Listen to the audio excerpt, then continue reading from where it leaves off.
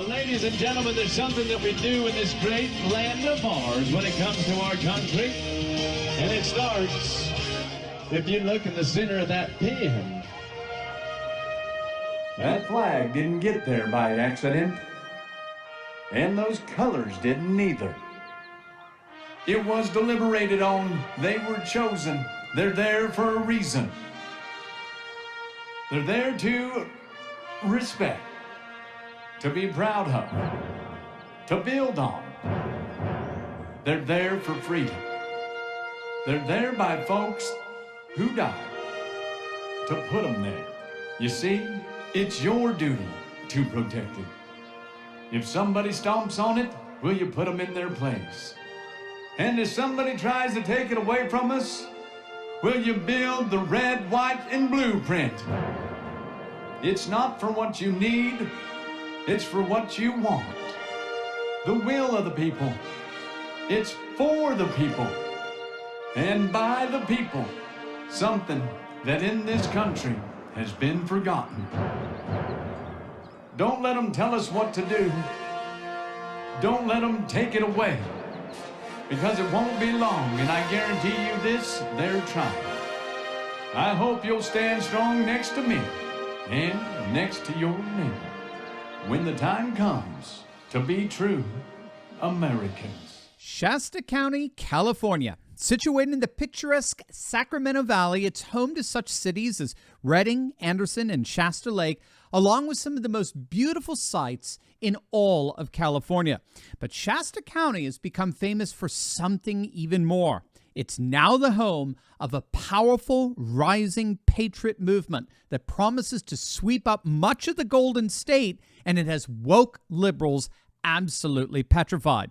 Now, Shasta County has always been a reliably conservative county. Nearly 70% of its residents voted to recall California Governor Gavin Newsom, gruesome Newsom. But while the county has always been reliably conservative, its political leaders were not necessarily ultra-MAGA, explicitly patriot-based representatives dedicated to the defense and promotion of the eternal values of faith, family, and freedom. But all of that changed with the coming of the COVID mandates.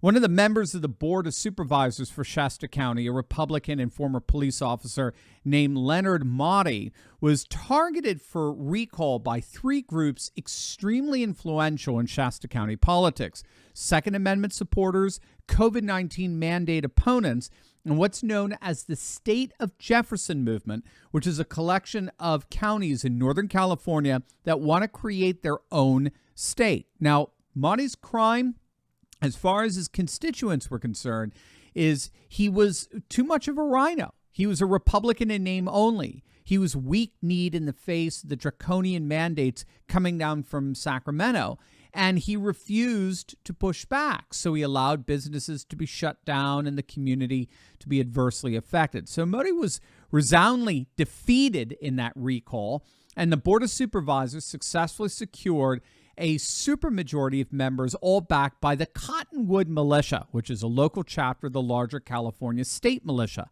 So it's a highly self-sufficient political model with their own citizen-based law enforcement.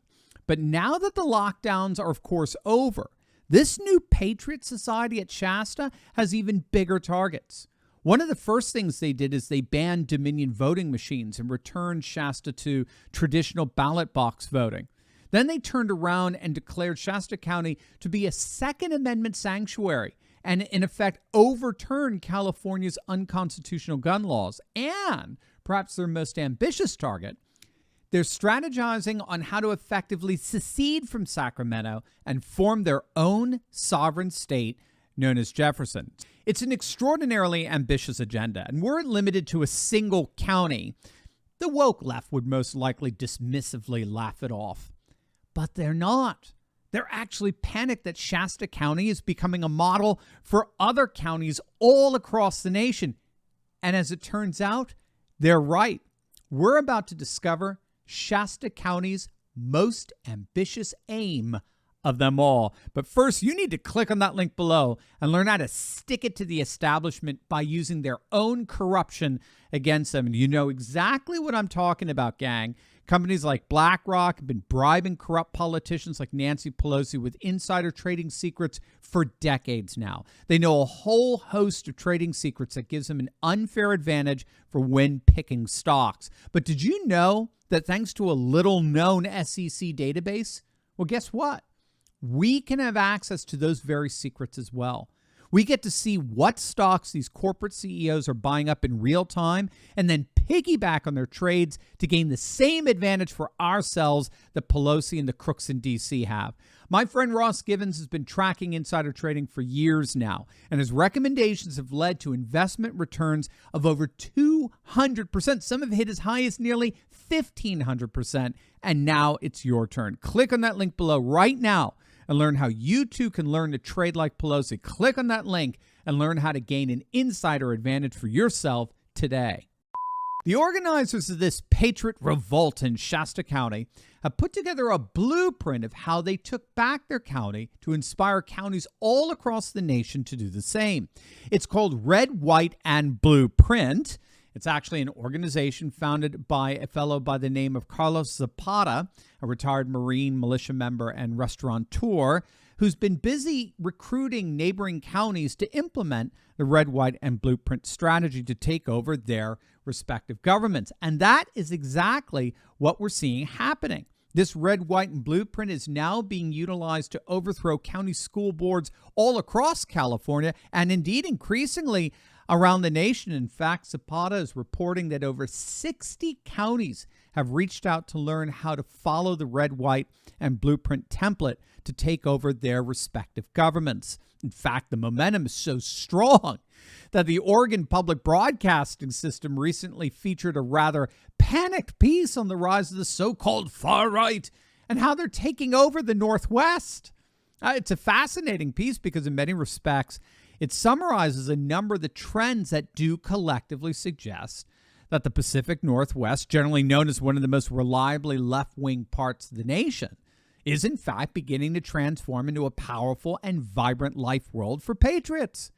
The article highlights in particular the rise of a patriot militia known as People's Rights. It's a civilian-based first responder organization that's absolutely surged in membership across the nation. It was founded by Ammon Bundy in rural Idaho back in March of 2020. You'll know Bundy from the standoffs he had with federal agents in Nevada and Oregon over private property rights and federal jurisdiction. And he founded People's Rights to function like a, quote, neighborhood watch on steroids. But of course, the Proud Boys and Oath Keepers, they've had a significant presence in and around Portland. And the twofold trend that we're seeing is that more and more law enforcement are getting involved in the Patriot militias as active members. All at the same time, Patriot militia members are getting more and more involved in politics. So, for example, Proud Boy member Dan Tooze was recently elected vice chair of the Clackamas County Republican Party in Oregon, or Ammon Bundy himself. He came in third place in Idaho governor's race, getting over 100,000 votes. That's nearly 20% of the total vote in Idaho. So there's no question something is happening here at the county level, particularly in the Northwest.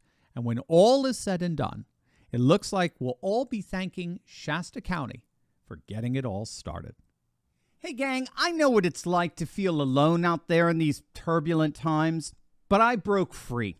If you too have been looking for a community with like-minded patriots who are serious about resisting globalism, building a parallel economy, and having intelligent and deep fellowship on a regular basis, then you've come to the right place. In my Courageous Patriot Insiders community, we're building a close-knit movement of, by, and for patriots who are breaking free from the outrage and despair cycles of the mainstream media and taking on the fight against globalism. Every week, I deep dive into the content I can't share on big tech and give you the cliff notes on the truth of how patriots just like you are building up their communities, starting patriot businesses, and fighting the woke in both public and private.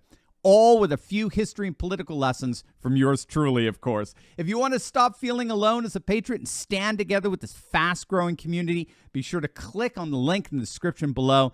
Don't wait. Join me and my Patriot Coalition today, and let's get fighting.